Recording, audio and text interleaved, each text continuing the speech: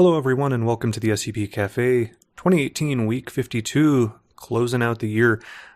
I'm your host, Blue Soul, SCP Wiki moderator, chat operator, subreddit moderator, author, philanthropist, loving husband, and so on. I'm recording this on Friday, December 28th. I am snowed in. I am stuck in my own house. I've got ice on my driveway. I've got black ice on my road. I can't leave. So I'm recording this a little early today, which is just as well because we have quite a few to get into today. We have 10 SCPs to go over today, including 1J, and we're going to be covering everything posted from the 21st to the 27th. So if you posted something today on the 28th, don't worry, we will get to that next week. A little bit of site news regarding the Cliché contest. Got passed along from Taylor Itkin, the contest runner, that I had said last week that we were going to have the winner announced on February 1st. Being told that has been pushed back to February 15th to give them a little time to review everything and determine the winner, I suppose. Also wanted to point out, I mentioned last week in acceptable categories that you could enter in, that you could enter either an SCP or a tale. You can also enter something in a GOI format. So if you want to run a cliché featuring the GOC or some other GOI that might be ripe for the picking, certainly go for it. Now, just to refresh your memory, or if you didn't catch the podcast last week, the Cliché contest is going to start on January 1st, and it is going to feature 3 categories. If you want to write an article that features a cliched anomaly, a cliched story element, or both, those are 3 distinct and discrete categories, and you can enter any one of them. But you can only enter into one of the categories, so choose wisely. Submissions will be accepted until the end of January. They must be plus 20 to be considered for any prizes. And if you have any other questions about the Cliché contest, your contacts, your leaders of the contest are Taylor Itkin and Uncle Nicolini.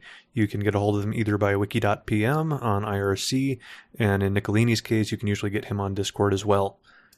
Nicolini made a quality contribution this week that I'm going to cover at the end of the SCP entries as well. I don't let me forget about that. And before we get into it, a couple of updates on the podcast itself. You can find this podcast any number of ways now. I've been working on expanding the channels in which you can get the pod. You can always get it and get the latest, most feature-enhanced version from scp.cafe, or scpcafe.com will take you to the same place.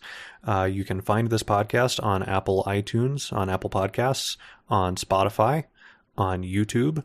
You can subscribe any of those ways, and as a matter of fact, if you have some other preferred method that does use an RSS feed, if you go to scp.cafe, you will have the option to subscribe with any generic RSS reader, including ones that support Android. In addition, there is a thread on the SCP Wiki forum for the SCP Cafe podcast. You can find it under the media subforum, and feel free to drop me a message there and let me know what you think of it. Sound quality is always something I'm interested in hearing what you guys think about. So definitely let me know your thoughts. I do check that thread regularly. Now, let's get to the matter at hand. We have 10 skips to review today, including 1J. We deleted, in the intervening 7 days, 85 articles. Mostly skips, 2 or 3 tales, and mostly for falling below threshold, with a handful being self-deleted. Just to remind everybody, before we get started, this is a recap show. I will be going over all 10 of these SCPs in detail. If you want to consider that spoilers, that's about right. So this may not be the show for you if you are looking to go into any of these SCPs with no preconceived notions about what's going on in them. My intent with this show is to give an overview and potentially give my thoughts on the skip, and give you the opportunity to decide if it's something you want to read. My readings of these will never do them justice. Good, bad, or indifferent, they're not the same when you're hearing them in this format versus reading them. So if you think you're going to like some of these, I highly encourage you to read any of these that we cover. These are all going to be positively rated. That is one of the criteria for being covered in the recap show. So everything is at least got a somewhat positive sentiment by the community. And in the case of this week, a number of them were really genuinely excellent. So all that said, let's get started with SCP-4488. The skip is at plus 17 in about 6.5 days. This is a collaboration between the Trashman and Lanius. Starts out with an object class of safe. And you have a picture of a small pond or lake reflecting clouds in what looks like a small mountain basin. The containment procedures involve a provisional site 4488 being established with biohazard signs being placed to deter intruders, a perimeter fence for a 3-kilometer radius around the site, which given the size in the picture would be a pretty huge exclusion zone because it looks in the picture like you could damn near throw a rock from one end to the other. So if you think about a 2-mile exclusion zone or 3 kilometers, that's pretty large. They also make mention of a construction team being kept on site to expand the perimeter of the site to accommodate further drilling efforts if the need arises. And in the event of a containment breach, the perpetrators are to be apprehended, administered Class A amnestics. The description tells us that 4488 is a small lake located in a heavily wooded forest near Black Box, Montana, and at surface level it appears to be an ordinary lake with no observable anomalous effects. However, at a depth of approximately 20 meters, a 3-meter thick layer of small rocks, salt crystals, and sand are present. And past this cloud is a seemingly infinite area of salt water, hereby referred to as -1. So we've got an infinite plane of salt water below a 3-meter thick layer. I don't like thick layer in that context. I think you could do something a little more scientifically correct. You could call it a 3-meter colloidal suspension of rock, salt crystals, and sand, just to make more clear that this is something that is still traversable than making it potentially sound like it's a solid layer that you might have to bore or excavate through. And they go on to say that the no landforms have been observed within the -1, and its exact dimensions are unknown. We kind of already could presume that, given that you said it was seemingly infinite. They do mention as well that the -1 is completely devoid of light, and once inside, there are currently known ways of exiting 4488. The description goes on to say that the only known method of entering -1 is by diving directly into this pond, although further testing still being conducted. See Addendum -1, so we have an addendum to look forward to. They mentioned that the skip first came to the Foundation's attention after various records of unusual geological measurements of the skip's depth were discovered, and numerous missing persons reports in local towns relating to individuals visiting the general area of the SCP and not returning further piqued Foundation interest. And it then says that local agents were promptly dispatched to conduct more tests on 4488 in order to gain information on its exact nature. That kind of runs counter to what was just stated, though. You go into saying that it came into the Foundation's attention after various records were discovered, and then there were numerous missing persons reports, and then we are promptly dispatched. This sentence could be cut and nothing would be lost. The Addendum -1 indicates that attempts are being made to drill into the SCP-4488-1 through surrounding mountains, which have so far proven to be unsuccessful, and that all attempts to drill under result in the discovery of basalt, a mineral not commonly found in the region directly under the lake, and attempts to drill down further under 4488 are currently underway. This is an interesting sort of inclusion that you're finding minerals not normally found in the region, but I'm not sure I buy that the Foundation is going to these very observable efforts of drilling. I suppose you could say that they were running under the guise of an engineering firm doing core samples or something along those lines. It's an interesting inclusion. I'm not sure that it adds a ton outside of just sort of planting the idea that we have some unknown means of having rocks from elsewhere. The -2 addendum is an exploration log overseen by a researcher with 4 Class D personnel, each with past naval experience and training, supplied with a Foundation submarine and basic human necessities in order to last the team up to 10 days. And the goal is to gather further information on -1, such as size and possible inhabitants. The thought of D-Class, as we typically have them portrayed, being totally in charge of a Foundation-owned submarine, seems odd. I don't know if it's really necessary to use D-Class for this. This is a fair ways outside of their... well, maybe that's not true. You can use them if you have a concern that we don't really know what we're getting into, and let's toss some expendables in and see what happens. Though I feel like you could do that in some other testing first that doesn't involve something as expensive as a submarine. You could certainly do something with scuba gear that can go quite a bit deeper than the 20 meters that's stated as the sort of end of the line for the lake and the beginning of this saltwater plain. The D-Class are communicating with each other. There is the dialogue is okay, not too unbelievable outside of one or two little places that may just be me. I can't speak for everybody as far as what kind of conversations people have. Some of these don't sound quite natural to me, though.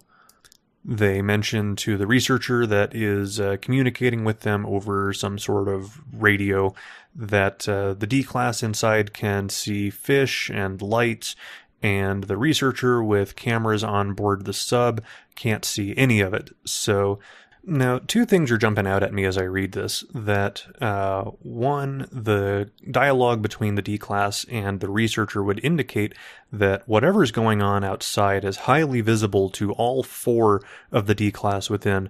I'm not a submarine technician, nor am I a subject matter expert, but I find it hard to believe that a Foundation-built submarine, unless explicitly for the purpose of exploration, is constructed in such a way that many people can see outside all at the same time. I do have sort of an interest in deep-sea submersibles, and if the thought is that this is an infinite plane, they're going to be using something that is not, distinctly not something you could call a submarine. It's going to be very much a research submersible vessel. If you look at something that is actually in use in the real world, like the Alvin submersible, that is, you can basically have a porthole that's about 5 inches in diameter, not large at all. One person can look out of it at a time. And what we have instead here is that all 4 of them are telling the researcher, yeah, I can see this. You can't see it.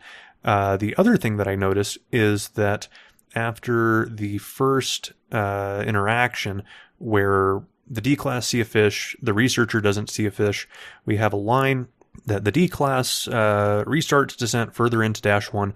No events of notice occur for approximately 30 hours and 10 kilometers traveled. And then we jump back into dialogue again with all 4 of the D-Class and the researcher. 30 hours is a pretty large amount of time to explain away like that. It's strange to me that we wouldn't have a situation where perhaps some of them were sleeping in shifts or doing something. I'm thinking of something like Kerbal Space Program, where you send your guys on a trek to the far unknown, and they're all strapped to their seats. They can't do much but sit there and grow a beard. It's an odd inclusion. It's probably not enough to pull most people out of immersion, but it did catch me. This, we're explaining away 30 hours just like that with one line. We go on to say that the D-Class see something that resembles an eel. The researchers doesn't see anything of note on their cameras, and they believe that it's a mind-affecting anomaly. The D-Class asks if we're safe. There's a beat, and the researcher says, yes. To which they reply, that didn't really sound that sure.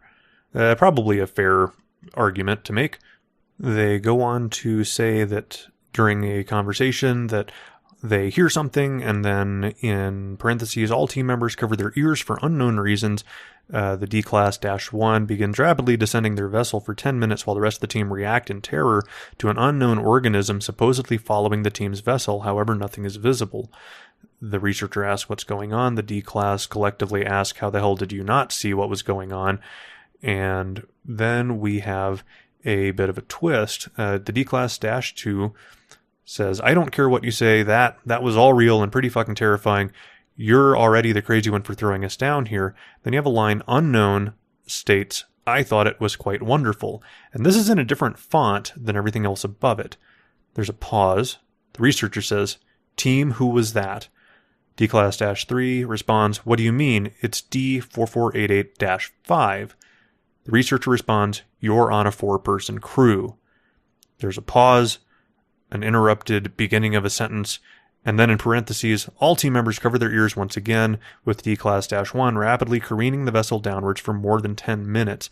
Team members begin to panic as a land formation is seen for a split second before the vessel collides with it, causing extreme damage to the vessel and presumably terminating the entire team. It goes on to say, all but one camera are destroyed, which shows the wreck for 30 minutes before and then the font changes again. It says, before lush female voice is heard as you feel the world around you for the first time.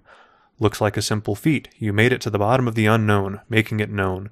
But the truth of it is, you will never know all the things that lurk in the dark. You will merely scream in the light for the answers you wish for, even though the answers you want aren't the part of life you should focus your finite time on. You should revel in the mystery, the wonder, the fear of what could be out there in the deep ocean, waiting to help, waiting to destroy, waiting to do something entirely new. You know this is the truth, yet still question with logic the deepest depths and what they have to offer, instead of fearfully wondering what might be under that golden shore.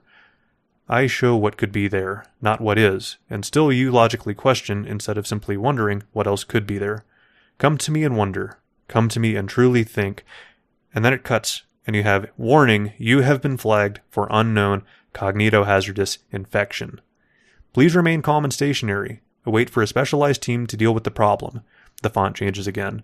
And while you wait, why not wonder what might be out there for a change? End article. So this entry to me was all over the place. It started out a little slow and a little underwhelming. Didn't feel like we were doing anything new here. The infinite planes and the discovery log with D-Class inside feels very old at this point. The twist at the end, however, is something fairly good and fairly new. My criteria for rating at this point in time is whether I feel it adds to potentially freak out somebody that's never seen the wiki before.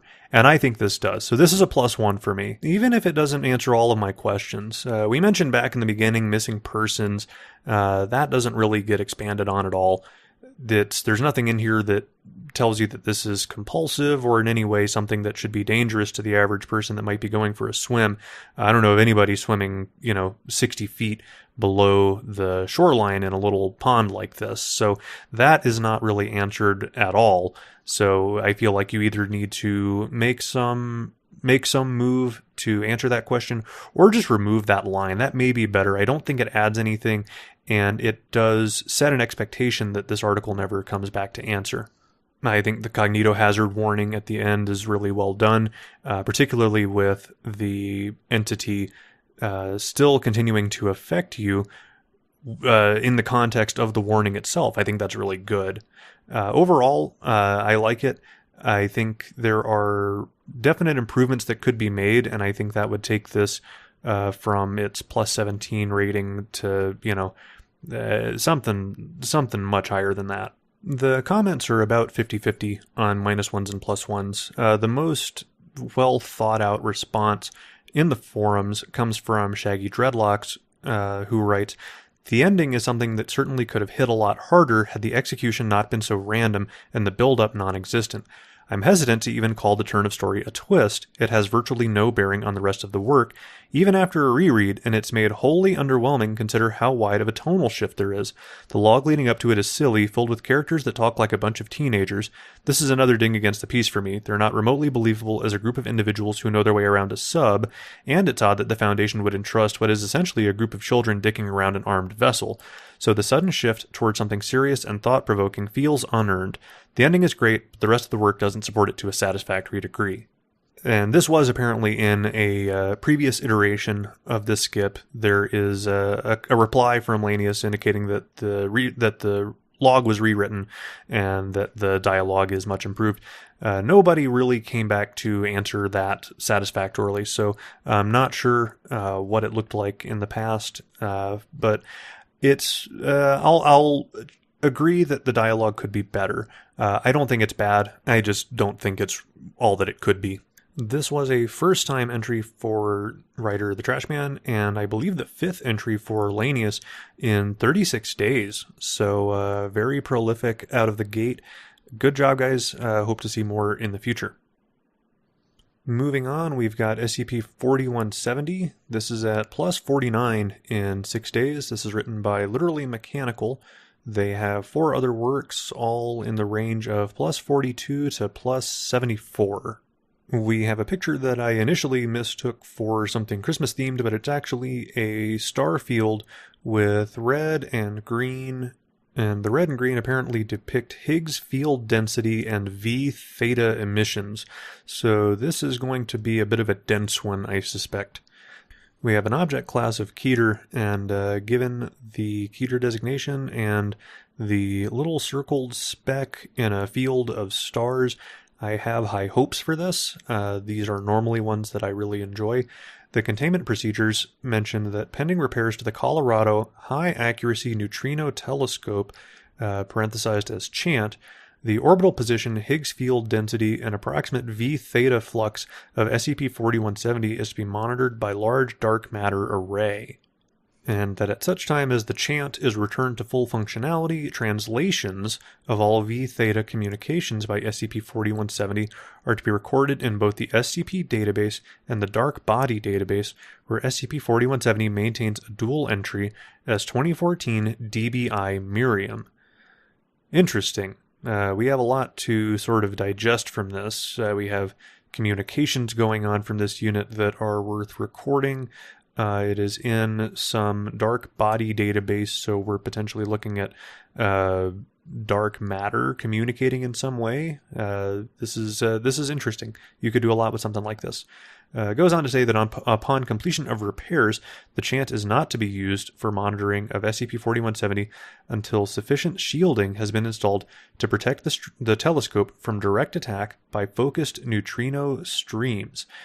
That is that's something. For those without a background in neutrinos and what they are, I really encourage you. I'm going to link this on the SCP Cafe website to look at the XKCD What If article on neutrinos and how many neutrinos would it take to kill you.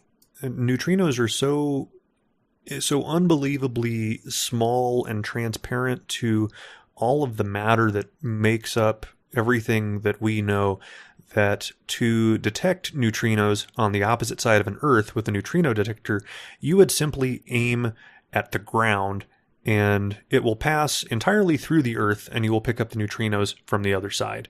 That's the sort of thing we're dealing with.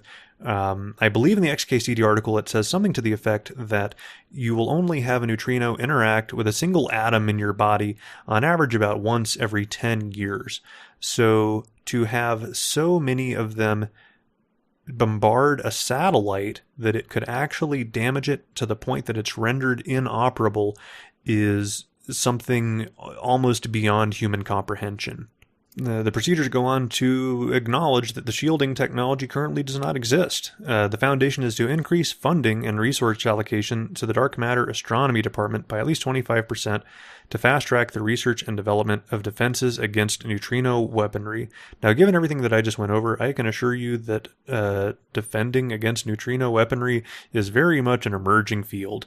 It is not something that anybody is remotely worried about as it stands. So a lot to take in there just from the procedures, and we get into the description that indicates that 4170 is a dark body intelligence, and they have parenthesized DBI, in circumsolar orbit with a period of 34.7 years and a semi-major axis of 10.64 astronomical units, slightly beyond the orbit of Saturn. So we don't initially explain anything but that it is a dark body intelligence. So we're sort of implying that DBIs are something that the Foundation interacts with, especially when you think back to the containment procedures, that we have a whole catalog of these things, that the conversations are something that we keep track of. This is really interesting. They indicate that mass decay calculations have determined that 4170 is a relatively newly formed body having coalesced between 20 and 25,000 years ago.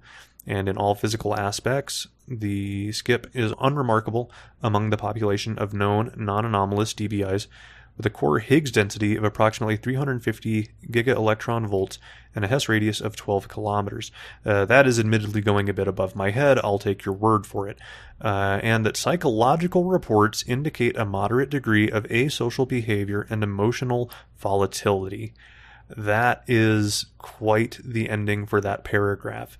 It implies so many things that the Foundation has to deal with, that we have psychological reports on dark matter, masses, intelligences that are, for the most part, we don't really interact with dark matter, and that the Foundation not only interacts with it, but has psychologists there to tell you what its mental state is, because not only do they exist, they're intelligent and capable of communication. This is really compelling out of the gate. There's a lot to like so far. And the description goes on to explain that dark matter is invisible and undetectable to ordinary matter, e.g. optical or radio telescopes, save through density measurements of the Higgs field and detection of sterile neutrino V theta emissions. And these dark matter astronomy techniques are not presently accessible to researchers outside the Foundation, so the existence of these DBIs is unknown to the general public. So that's a great way to get across that, yes, we do have to deal with these things. No, there's a reason you haven't heard about it. It also mentions that DBIs are sensitive to the gravitational pull of the sun and nearby planets, so there's no mechanism by which DBIs could be cognizant of the existence of humanity, and the Foundation's collected communications data from thousands of DBIs, and there's no evidence that DBIs other than 4170 are aware of any of the sapient species that currently inhabit the Earth, including Homo sapiens.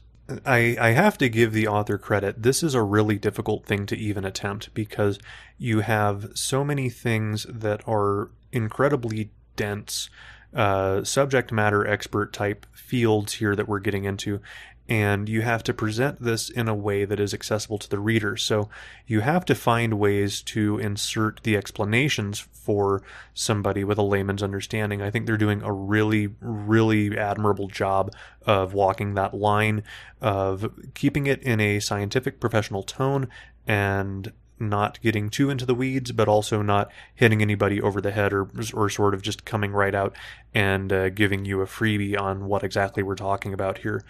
4170 was first detected in a 2014 survey by the Large Dark Matter Array, was given a designation, and that observation of its neutrino communications with other DBIs confirmed that it was at least Class 3 pseudosapient or Class 4 sapient intelligence. And that once it was determined that it was sapient, it was given a randomly generated designation of 2014 DBI Miriam, and that it has unusually perfunctory, terse social interactions with its nearby DBIs, making it difficult to collect data. They go on to show a communication log, and in doing so, they're laying out the framework for how dark body intelligences communicate with each other. And the way that they have this set up is each of the lines is surrounded in square brackets. So, for example, the top line from 2016 DBI Theodore reads, "Informal greeting, query, self-assessment of your emotional status," to which 2011 DBI Ashley responds, "Informal greeting, response, positive emotional status, query, self-assessment of your emotional status." 2016 DBI Theodore responds, response, neutral emotional status. And I don't want to get into this whole thing because it's sort of awkward to go over in a spoken format, but it is, very dry, terse communications between these dark body intelligences. Miriam makes an appearance in this communication log where Miriam indicates informal greeting, asks Theodore and Ashley how they're doing, and asserts, "I am experiencing a negative emotional status." And it exits this sort of conversation log and explains that with the sole known exception of 4170, DBIs are not considered to be anomalous. That's an interesting way to put it, given what the Foundation's into, that they have simply talked this up as explained, that it's not anomalous. These dark body intelligences exist, and that's just what it is. We wouldn't consider it anomalous if we had the right tools to observe it. Where it apparently crosses the line into being anomalous is the next communication log between Miriam and Theodore, where Miriam asserts, "I have a new friend. My new friend is a planet. My new friend is Planet 3, which the translator notes as Earth." Miriam then asserts, "You cannot be friends with Planet 3. Planet 3 only talks to me." And with that conversation, the chant was tasked with 24-hour monitoring of Miriam to determine who the DBI was in communication with, if it was talking to a human or humans. And then there are excerpts of one-way conversations because we can't detect the other side, or rather that while we should be able to detect the other party, it is communicating in some method that we cannot currently detect. We then have 7 communication logs. I'm not going to get into all of them, but they are outstanding. Where we leave it off with the 7th log is an assertion, "I think I am seeing something different on Planet 3, a very small dot. I will proceed to examine it closer." And after that, the chant buys the farm. 12 seconds after receiving this message, a tightly focused V-theta beam struck the main collector plate, overwhelming the detection system and permanently disabling the telescope. And as the chant was the only device of its kind ever constructed, and as said construction came at considerable expense to the Foundation, all DBI communications collection has been halted indefinitely. Repairs are scheduled to take place within the next 5 to 10 years. So that's where we leave the article. This DBI presumably still communicating in some unknown fashion with some party on Earth. This is an easy +1. This does so many things right. I absolutely love this entry. The whole thing flows really well. It builds up nicely.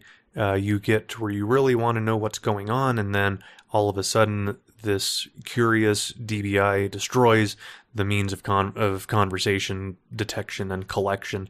I really enjoyed this. I have nothing else to say. Going into the comments, the feedback is universal acclaim.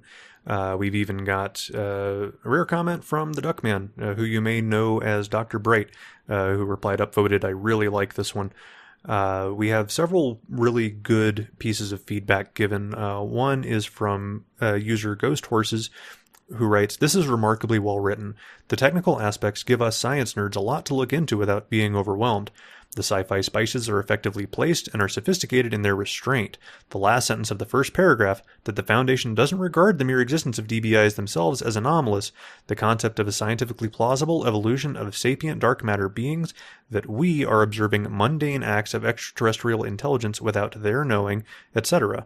The prose is so polished that it can put the line telling us why the Foundation actually considers this anomalous deep into the description and not only get away with it, but be a pleasure to get to." The particular human contact gives this an emotional sweetness which, thanks to the contrast of the technical detail and the originality in the remainder of the article, doesn't feel like it's all the article relies on. It reminds me of SCP-3201 in the best of ways and may even be better. User GapsMav writes, if you told me someone wrote a skip about sapient dark matter intelligence in our solar system, I would assume that the tone would be dark. After reading, I'm genuinely tickled that they seem to not only be benevolent, but utterly innocent and childlike. This skip is damn refreshing. Personally, I'd love a tale focused on the person, child, that 4170 is speaking with. And they have a pull quote that says, and this is from the perspective of 2014 TBI Miriam, I was untruthful when we first met. I told you I was not lonely, and that was a lie. Assertion. I had never had a friend until I met you. Assertion. Even though your parents are unkind, they somehow managed to create the kindest person in the solar system. That right there, that shit made me tear up. Bravo and +1. Shaggy Dreadlocks writes, I really love how nonplussed the Foundation is regarding sapient dark matter, so much so that it's not even anomalous by their standards. I wish that this stayed focused on interactions between DBIs, primarily due to how the speech was handled. It's not perfect, but it sufficiently captures the portrayal of an alien intelligence much better than is typically seen, though a large part of this is lost in the assertions, where it veers away from approximated translations as can be understood by humans and into direct dialogue, a weakness I'm willing to overlook only because the technical writing was otherwise sound. To nitpick, it seems odd that it would use the term Higgs field. I would think that it has its own frame of reference for that, not something tied to our naming conventions. Now, to put this into perspective, this thing is at +49. The upvote downvote ratio is 50 up, 1 down. This is absolutely worth your time. This is worth a read. Okay, moving on. We have SCP-4976. This is at +18 in 5 days. There is no picture attached, and we have an object class of safe. The containment procedures mention a -1, a -2, and a -3. The -2 must have a security clearance level of at least 2/4976 and be either C or B class personnel, so they're presumably a human. Given year's instance of -3 is to be confiscated from -2 1 week after it's initially received, and it's then to be stored in an archive publicly available to all site personnel with level 3 clearance or higher. And this excludes the -2 who after the initial week may never view -3 instances without explicit permission from the project director. And confirmation of -1's presence in the possession of -2 is to be performed 183 days after the most recent instance of -3 was received. Should -2 discover -1 is absent from their possession at any point, they are to immediately report it to the project director. And they go on to describe the entries that -1 is a receipt, -3 is a photo album, and -2 are individuals affected by both. They describe -1 as a receipt, seemingly for the purchase of a commercially produced vacation photo album dated 17th of September 1976. Now, that's interesting. Given the year and the SCP number, which I will remind you is 4976, I have a sneaking suspicion what we are getting into here. On the back of the receipt, the words, "Let's do it again sometime, shall we?" are written in what appears to be charcoal. I definitely think I know what we're getting into here. 4976-1 shows visible signs of mild to moderate water damage, but the writing is somehow not affected. 49-1's anomalous effects manifest when it's in the possession of an individual who is aware of its presence in their possession, or has been aware of its presence in the past and may not still be aware of its presence. This individual is designated -2. That's sort of a clunky sentence. I feel like there's a better way to word it than that. There's a line to balance between being sufficiently scientific and being confusing. This is a little confusing for me.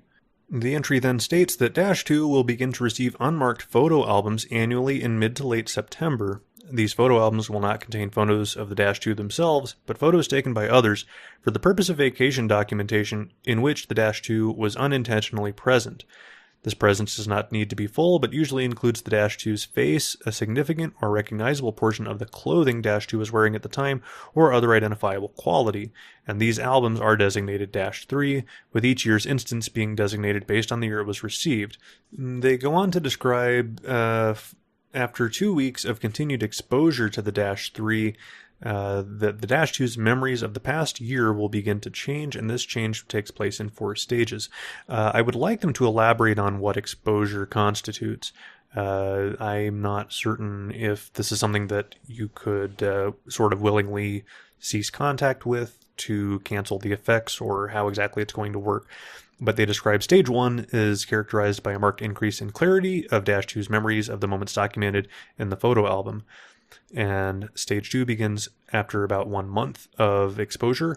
It's defined by the Dash 2 being resistant or unwilling to give up the photo album, and if it is not successfully confiscated, if it is successfully confiscated, the effects of stage 2 should subside within approximately a week. If not, it will soon progress to stage 3, which indicates the appearance of new memories alongside their old ones, seemingly from the perspective of the intended subjects of the photos in the album, and the content of which includes the events several seconds before, during, and after the capture of the photograph. So that's interesting. The memories become those of the subject, the intended subject of the photo, rather than the person themselves. Even though they were ostensibly in the photo, they remember things from the perspective of the subject. And finally, upon reaching stage 4, these new memories completely replace the old memories. And if questioned on a given photograph, the Dash 2 will refer to the intended subject in the first person and to themselves in the third person. All other memories remain intact, and while Dash 2 is aware there's been a change in their memories, they're not aware what change has been occurred unless explicitly told, and it's unknown why this knowledge does not carry over between instances of stage 4.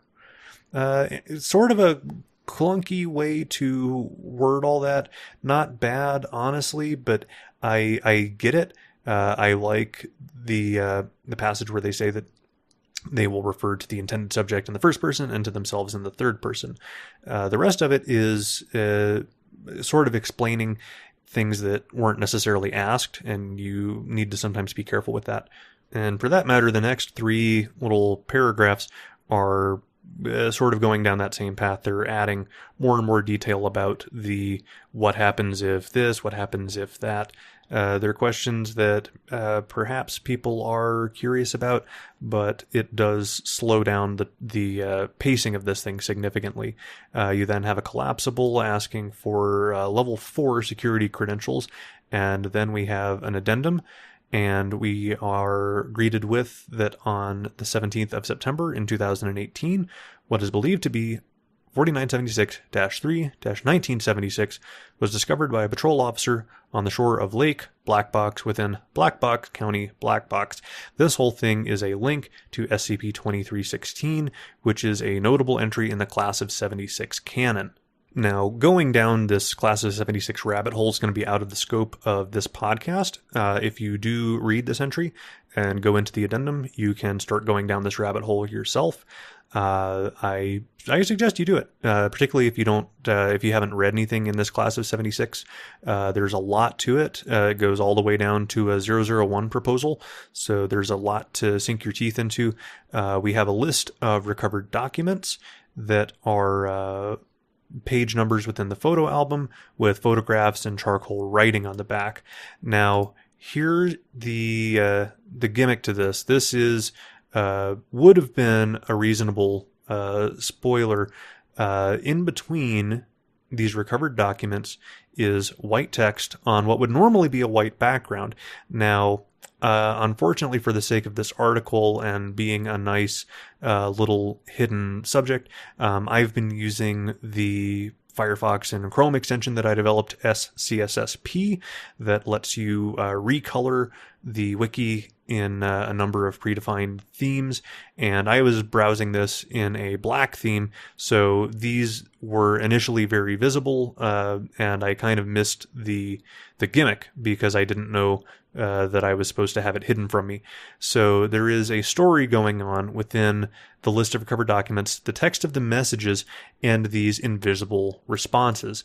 Not going to get into the weeds too much, but at the end of it, they indicate that the final entry in the photo album contained a near identical copy of the receipt. However, this copy showed significantly more water damage, had no message on the back, and was found to be completely non-anomalous.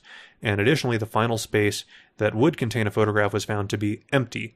The word empty links to SCP-1423, which is another pivotal skip in the Class of 76 canon. And that's where we end the article. Now, I will say this does not have the full effective punch that they're going for without being fairly well-versed in the canon, or at the very least, reading and recalling, the important parts of 2316. That is definitely a knock against this. I feel like every work really needs to stand up on its own. And they've done a good job as far as they've taken this, but I feel like the main narrative relies very, very heavily on understanding and having a good working knowledge of this back canon. That said, it's pretty good. So for the most part, the comments, the feedback were positive. We have a few more of good responses from writers that I've actually already featured today. Shaggy Dreadlocks writes that this doesn't do a whole lot for me. It's covering well-tread ground already explored by other Class of 76 skips, and the inclusion of the receipt and what happens should it exchange hands makes it seem like it is needlessly convoluted. What killed it for me was the addenda detailing various photos and their inscriptions. Nothing here really stands out as intriguing. The subjects of the photos don't seem significant in any way, to the point where I can imagine them being interchangeable with one another or something else entirely, and while the text has an air of progression, nothing about it really sinks in as evocative or meaningful, and I'm left nodding with a basic impression of surface-level Class of 76 shenanigans. I think this needs more specificity or seeming intent to carve out its own niche in the Class of 76 collection. What's present doesn't cut it for me personally. And user Ghost Horses writes, really subtle and intriguing. I love it when I am hooked by the uniqueness of an anomaly's containment procedures and description as opposed to just the addenda. I have very little familiarity with the Class of 76, so I'm going to no vote for now out of ignorance and come back to this after I've caught up, but I'll point out what I can. The second paragraph of the description presents an opportunity to get rid of some redundancy. The word seemingly is included in each of the sentences. I think the hidden text, the Class 44976 security credentials, and of course the item number are all really great homages to the Class of 76 and SCP-2316. However, the content of the hidden text prior to the addenda is overdone in my opinion. The hidden text in the addenda is a very nice touch to cast as dialogue. So most of these responses indicate the same sort of thing, which is that this is very much reliant on the Class of 76. It does not really stand out to me on its own without that, without the other skips to prop it up. So this is a no vote for me. I do feel like all works do need to stand on their own merits, and the overt linking to the context that makes the skip make sense is not something that I like to see. We have an author post at the end from author Prometheum, who thanks Rock Teeth, Moth Eyes, Exalted Fury, Poppy Chips, and his brother. Or their brother, I should say. I don't know them. This does appear to be a first-time entry, or at least the first one to stick, so congratulations to them. I don't think there's anything overtly wrong with it. Just that, in my opinion, these things do need to be able to stand on their own 2 feet without the benefit of the backing canon. It needs to still be good on its own merits. Not to say that this is bad, but I think without the backing canon, this is pretty flat. Moving on now, we have SCP-4116. This is at plus 38 in 4 days, so doing pretty well. Has no picture attached. Object class is safe.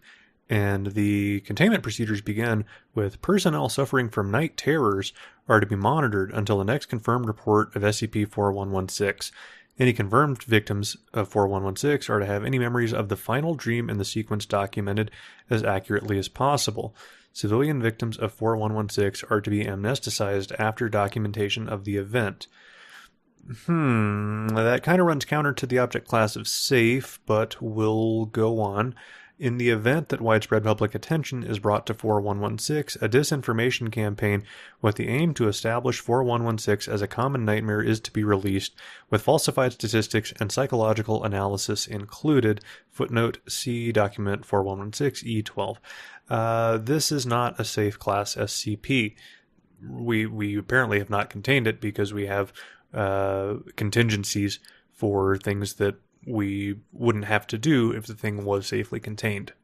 The description indicates that 4116 is the designation given to a series of specific recurring dreams affecting a single individual at a time. 4116 has an anti-mimetic effect affecting the recollection of dreams, with all victims only being able to recall the final dream in the sequence, and this makes identifying persons who suffer from 4116 impossible until after the affliction has passed.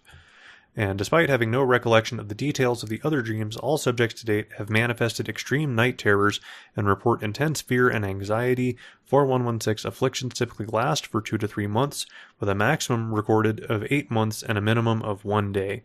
So we've got a nightmare skip here. Haven't seen one in a while, so we'll see how this goes. They go on to say that the final dream in 4116 has maintained several key features present in all recorded instances, so a shared dream. It is these recurring features among separate persons with no correlations that initially led to SCP-4116's classification as anomalous, and the series of events in a standard dream sequence prior to awakening is as follows. The subject awakens in the dream. The surroundings consist of an extremely long stone corridor, the right wall solid stone, and the left a series of large windows, with pillars placed periodically several meters inwards. Subjects report sensations of claustrophobia despite the size of the hallway, and the area is dimly lit by an orange light from outside with long shadows and sharp visual contrast. The subject walks in either direction along the corridor for a long period of time, usually measuring several hours. During this time, they report seeing several pieces of regal furniture placed in the hallway, faded paintings on the walls, and several doors. If the subject attempts to open the doors, they will find them barred from the opposite side and report a foul smell beginning to emanate from behind. And the subject encounters and converses with -1, and the -1 is a recurring sapient entity located within instances of SCP-4116. It's been consistently described as an extremely emaciated or mummified elderly human male wearing red regal robes and a simple golden crown nailed to the head. Subjects who claim to have seen additional portions of its body under the robes report similarly withered flesh, a thinly muscled build. They also describe tapestry consistent with medieval European crafting techniques stitched into the entity's torso. And the details of tapestry vary between cases. Subjects describe a battle, a feast, a parade, all being depicted on it. It's also described as having a long white beard and hair, and eye sockets extending unnaturally deep into the skull. 44% of reports also include the -1 carrying one of several tools or accessories, usually described as some sort of bladed implement, culinary utensil, or simple mechanical device. It is seemingly aware of its nature and able to recall details of past 4116 instances and victims, and upon being encountered it will usually speak to the subject before they awaken, seemingly referencing events that occurred within the prior forgotten dreams. The -1s repeatedly demonstrated several sociopathic personality traits, including narcissism and lack of empathy. It believes itself to hold regal dominion over dreams, particularly nightmares. -1 also displays a warped set of values regarding humans as raw material for unspecified purposes and as wholly disposable for the sake of these purposes. Expanding upon this, the -1 seems to have no concept of permanent death, simply referring to such as waking up, suggesting that it has little to no familiarity with existence outside of SCP-4116. And we go into a long set of logs that provide much of the narrative of the story. It starts out with the -1 telling a civilian, "Begone, get out of my sight, apologize to my kingdom for failing to provide for it." And then when it encounters a D-class, he says, "Marvelous, utterly marvelous. I have half a mind to knight you here. What sort of torture must you undergo in your waking kingdom to provide such horrors?" We have a few more that are of, they're all good. The dialogue in this isn't too terribly bad. And we have one where a doctor within the Foundation understands the situation and acknowledges the -1 as the -1, to which he replies he will not be reduced to a mere number, and numbers are reserved for those that your order imprison and experiment upon. You will address me as your majesty. And goes on to where the doctor indicates that you've shown no indication you can interact with the physical world. You appear to be quite confined to your kingdom. To which -1 responds, "Then I shall expand my borders." And we go into an addendum where they attempt to administer a mnestic, which within the Foundation lore is an item that can re-establish memories. The D-Class is administered this Mnestic and explains that they have a headache as they try to remember the nightmare. They go into describing it and then becomes ill, and then a crack is heard throughout the room. The lights flicker, and another crack can be heard. The D-Class's eyes roll back in his head. The lights flicker again. A third crack is heard, and the top of the D-Class's head splits open. A metallic edge can be seen jutting out from the wound briefly before withdrawing back into the skull. The lights fail for several seconds, and upon reactivating, emit a flickering orange light instead. A desiccated hand is now visible emerging from the opening in the D-Class's skull and attempting to pry the wound further open. Security cameras fail, and no more footage is obtained. End log. So, that's interesting. He is able to come through into this physical world through having somebody remember the full dream sequence. Goes on to say that the agent and doctor escaped unharmed to a security checkpoint, and that upon re-entry to the room, the cadaver of the D-Class was found with the head split completely open and deep scratch marks covering the inside of the skull, and that the door had been forced open. And to date, no more documented instances of the dream have manifested. However, on November 27th, 2009, 4 days after the events documented above, a string of violent murders occurred overnight in the town of Black Box, 16 kilometers from the testing site. A total of two Black Boxes fatalities occurred, and no culprit was apprehended. Investigation into potential correlation is ongoing. End article. And I am a little let down at the end. Now, given the timeline of everything, it could be that we still have more to come, but we go to all the trouble of having a really interesting twist and having this guy actually emerge from the head of a D-Class, only to have this very brief mention of once he's sort of manifested in this physical form, we've got these violent murders. And this is 2 sentences at the very end of it. I feel like if you go to all of this trouble to introduce a pretty interesting gimmick and an interesting character, you have the leeway to get some more mileage out of it. So the pacing is kind of odd here. But overall, this is good. This is an interesting character. Establishing him as something of a regal old European entity gives you some leeway with the dialogue, which is okay. And all in all, everything here is done well. Going into the comments, we have an author post at the very top from I Am the Uga. Wants to thank Mezerak and Modern Erasmus, Cry Salem's, and Rounder House. Indicates that this is based off of an actual recurring nightmare he had as a kid, following pretty much exactly what was detailed in the article. Goes on to say that he plans to do more with the character and story if it gets a good reception, and maybe write some tales about the king, possibly recruiting or kidnapping some other anomalies as his own Knights of the Round Table. The acclaim is pretty much universally positive in the comments. Shaggy Dreadlocks writes, lots to love here. First sentence of the SC procedures are a decent hook, and the anomaly itself is well constructed. There's just enough detail to provide the setup, and a good mental image of the area and subject, but it moves at a brisk pace. Similarly, I enjoyed the brevity of the interviews. Each gives us only enough to make implicit the thing's methods and goals, and it's cryptic without coming off as it is trying to be. The only real downside of this for me is how clueless the Foundation comes off at the end. I feel there's far too many blatant clues pointing towards escape for them to simply neglect and ponder labeling it neutralized. To this, I would suggest either allowing them to make the insanely obvious connections. I see this referred to a previous iteration of this. But yeah, that was one thing, was the object class does not match with what we have in the work itself. This is Euclid initially, and this would probably make sense to be Euclid and upgraded to Keter through the story. I think there is enough here to keep going, to keep using this king character. Hopefully it can walk the line of not being too Series 1, but still being suitably creepy and something that you can work with that concept of having them enter into nightmares and have this, new ability to also be present in the physical world.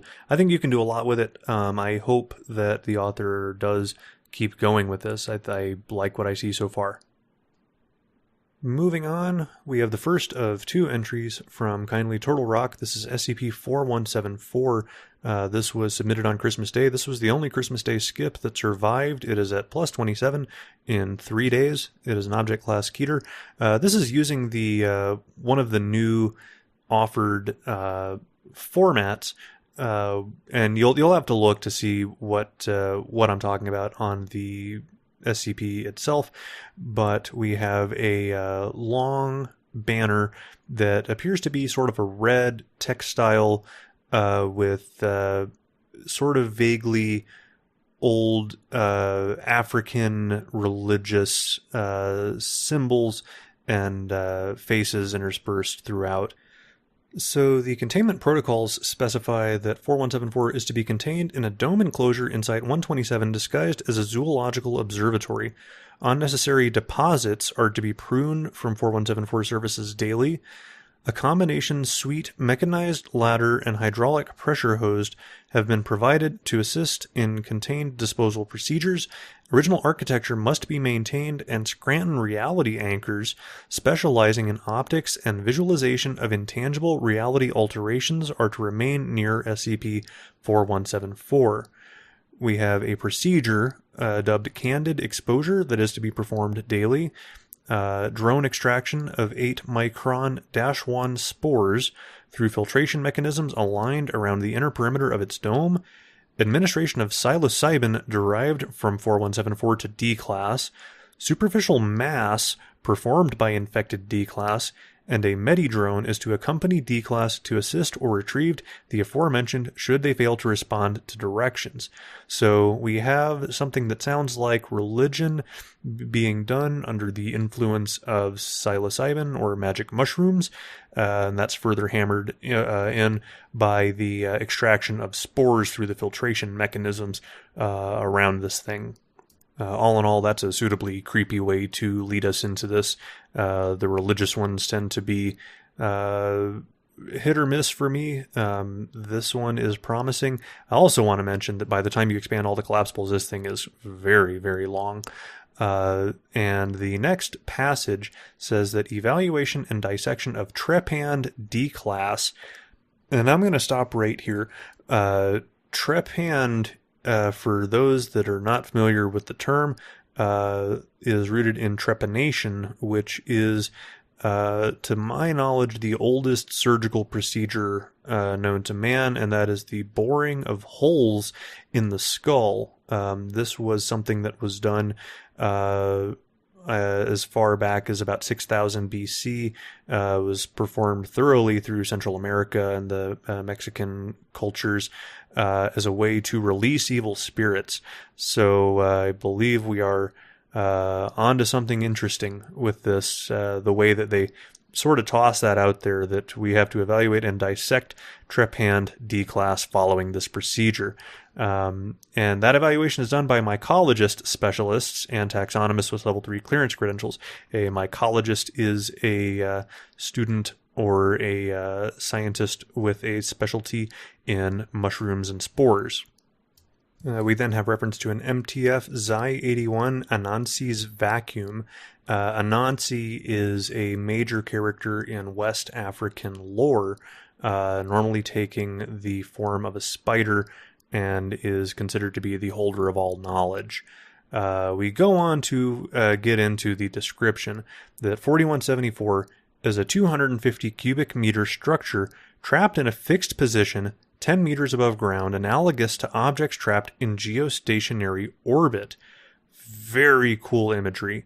I really like how we're getting started with this description. The visible portion of 4174 is a 2-level dwelling with 1 living room, 2 bedrooms, and the main room, which consists of a foyer, 5 nave aisles, an apse, and walls adorned with frescoes. So half living quarters, half cathedral. And though 4174 is comprised entirely of continually growing psilocybe and I'm not going to bother trying to pronounce this particular species of fungi, but they describe it as a yellow fan-shaped mushroom with overlapping layers that grow on the exteriors of trees, colloquially referred to as the chicken of the woods. Its exterior resembles a monolithic church, which is an Ethiopian church carved from a single layer of rock into the side of a hill or mountain. They then explain that the lower leftmost of 4174 is entirely exposed, and they describe it as cinder, excess water damage leading to rotten plywood, rusted steel, and black mold manifesting from the edges of the areas breached. This area leads to a basement level with displaced hallways and platforms, indicating the structure was derived from a larger dwelling, and this is considered the only entry into 4174. They go on to say that individuals will begin to experience phenomena upon entrance into the exposed area, medidrones, and they go on to explain in a footnote that this was developed in Site 127's Radiology and Engineering Department. They say that these medidrones will perform keyhole surgery on subjects and reveal that their basal ganglia's neurotransmitters are brought to elevated states of activity, which invariably leads to involuntary spasms, sporadic emotional outbursts, and loss of proper motor reflexes. Additionally, the spores designated as the -1 are laced with lysergic acid diethylamide, better known as LSD, anomalously spawn in blood vessels leading to the brain. So we have a church, a cathedral of sorts, that is comprised of constantly growing mushrooms that can anomalously sort of inject LSD, producing spores into blood vessels leading to the brain. This is very interesting so far. The article gets pretty into the weeds medically, going into how the spores will basically attempt to devour and replace the protective membrane around the brain, and that the -1 will create cysts in the brain, and we get into some deep medical background required for a good chunk of this to really land, but I don't need that to know that I like what we have so far. We have some experiences and effects stated that are a set of bullet points, and I like how they build this, that an exploration basically only refers to going about 5 meters into the perimeter of this 250 cubic meter structure.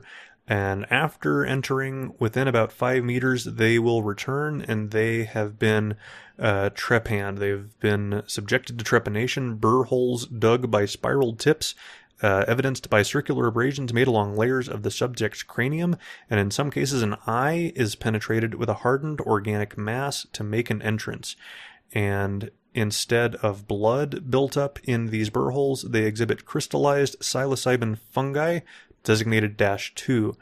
The subjects exhibit increased cognitive flexibility.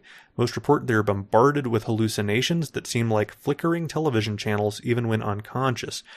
The infection and process of trepanation are not distressing to subjects, though they do report feeling an emotional unease, irrational fear, and deprivation from the building, from the edifice.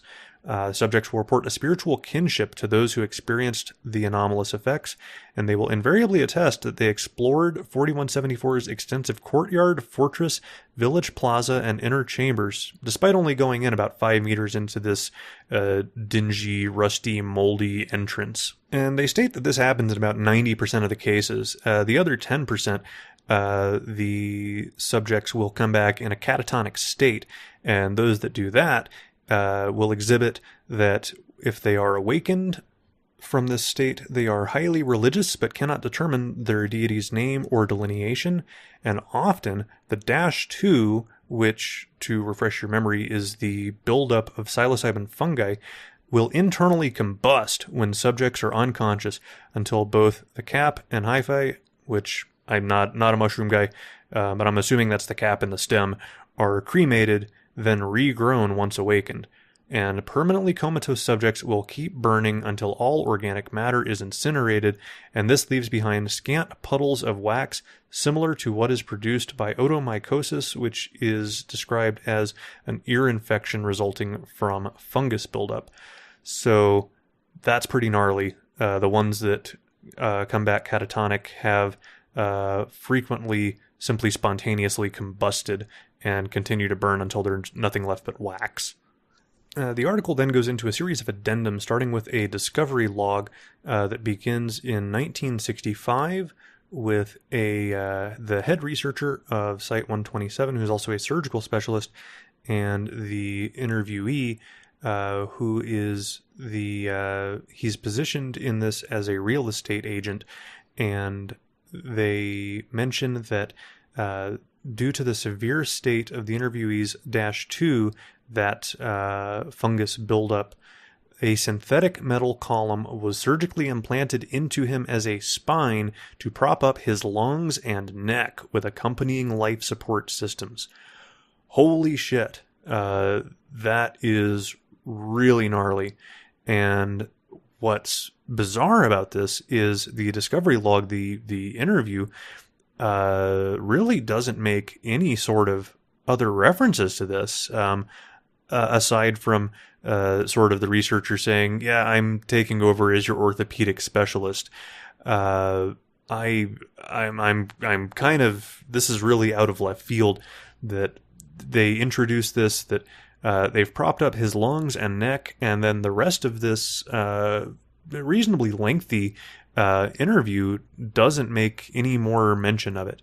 But what it does make mention of is building up the backstory of the building. That the interviewee is trying to sell these buildings. He, apparently has more than one of these, and he's trying to find an interested party to foist these off on, and refers to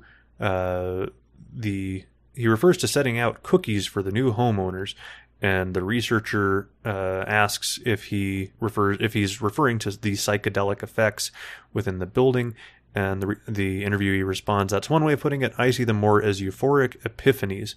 When me and my sister laid down the cement, we really wanted the homeowner to feel a oneness with God." And the interviewee indicates that there are more of these buildings and that he's sent them over to a few friends stateside. This one was recovered in Ethiopia. We then have the next addendum, which is a collection of pamphlets and a Bible that is suitably creepy. We have a prayer book that goes into the prayers that should be said at certain times, and includes some pretty creepy deviations from any sort of Christian canon, but is, in that vein of Christianity. And the bottom one for the 6 a.m. prayer reads, "Data expunge, request monastics to read further." And then we have an excerpt from an altered Bible that is titled "The New Coptic Church Version," and this is Judas 888. This is several paragraphs of quite good storytelling, and I don't want to spoil too terribly much of this, but it does mix the Christian canon with the sort of build-up they've had, this constant theme of fungus and spores and such, and it's really interestingly done.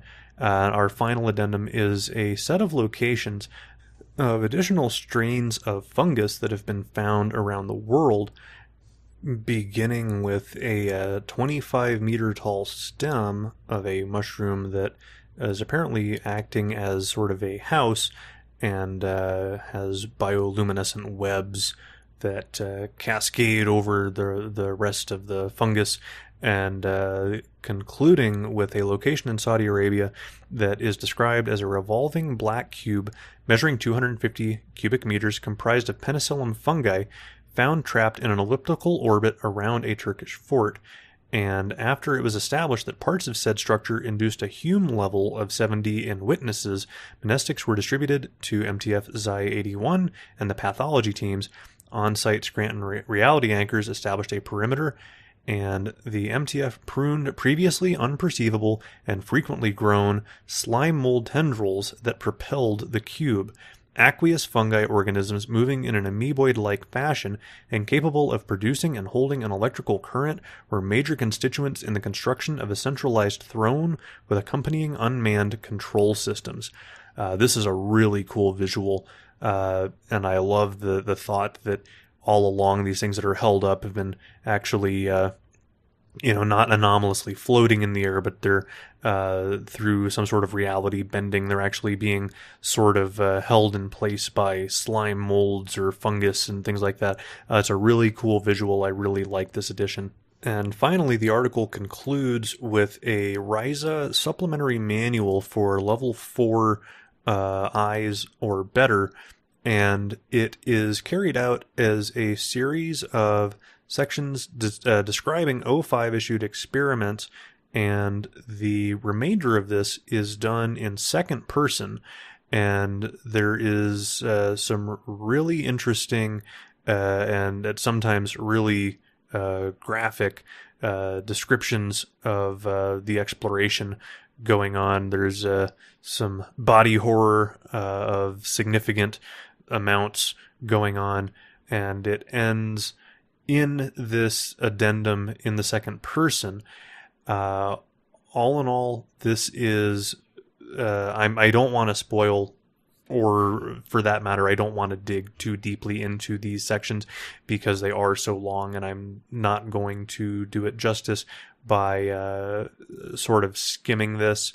There's a lot to dig into, but all in all, I think this is certainly worth a +1 on its effort. It would be worth it alone, but we've also got a really interesting story going on as well.